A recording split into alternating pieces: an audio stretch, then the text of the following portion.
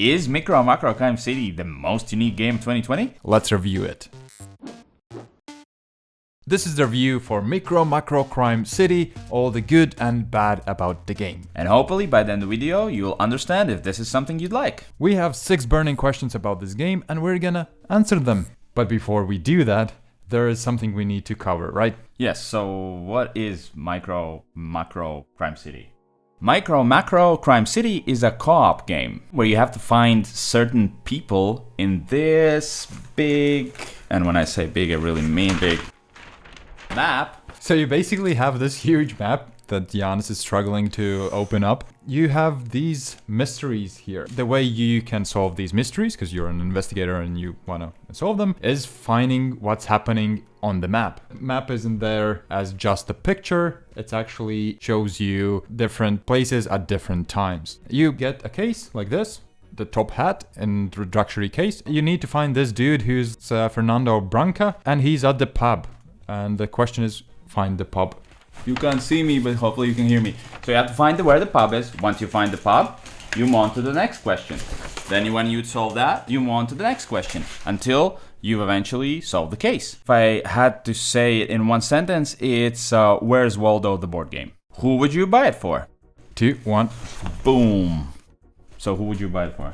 I would buy it for puzzle lovers. Puzzle lovers? Yes. You just look around and see what you can find and enjoy the process. So if you like putting together puzzles, which I think a lot of people do, then this is a shorter, better way to do it. What I'm gonna say is you've probably played with different kind of people I have played. Because what I've played is like, move away, I can't see. I've watched my kids play. They actually the ones that argue and push everybody away and like, oh, you looked at this already. You can play it in different ways as well, just how you like it. If you want to rush into this game and do it that way, for sure. We usually played it slower, just, enjoying our time there. It's a very unique game, and I think it would fit the hardest gamers, the toughest gamers, and even non-gamers alike. Even if they're not into games, actually. Because I've experienced it as much as fun. Is it?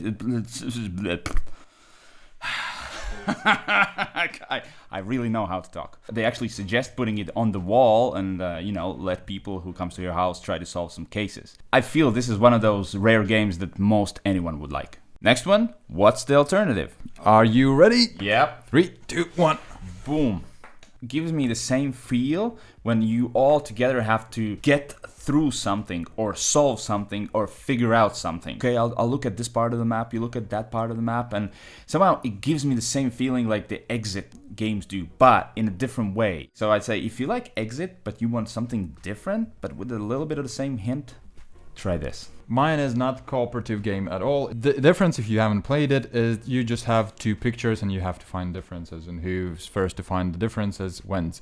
This is a lot more stressful than this one, but I also imagine that the same people who might enjoy difference might enjoy this one just as a, different experience, but still in the core they're kind of similar. So what you're saying is there is a difference between those games? Giannis with those dad jokes again. Also, important thing to note here is the price range, right? So this is about 30 euros, around 30 euros, depends where you're looking at. The 30 euros for this is just on the spot. Yes. It's great experience for the 30 euros and it's totally worth it. Which number of players is Micromacro best with? You ready? Yeah. 3, 2, 1, let's go. On the box it says 1 to 4. I say any you feel comfortable with, because there are really no turns or anything. It's just the first one to spot the thing you're looking for lets you move on to the next step of the case. If you have a big enough table and you're playing one of the harder cases where maybe the more of the map is used, you can easily play it with up to 6, I think. It's just not all of the people might have something to do at a certain point, but you can play with them with more if your group is comfortable with that. I'd say any you can fit around the table and you feel fine with. I find it's best with 2 players, just because if you're really into this specific investigation or puzzle and somebody goes like, oh, here he is, he kind of spoils that experience a bit for you. It's not always the case, and a lot of people don't care about it. Also, there's enough space, there's enough map for 2 people, and I just found it to be most enjoyable with 2. But you can for sure play it with more people, and it's a different experience. If you're thinking that you might like this game, share this video with one of your friends and maybe you can play together. What is the worst thing about Micromacro City? 3, 2, 1. Not enough. Well, that's a surprise.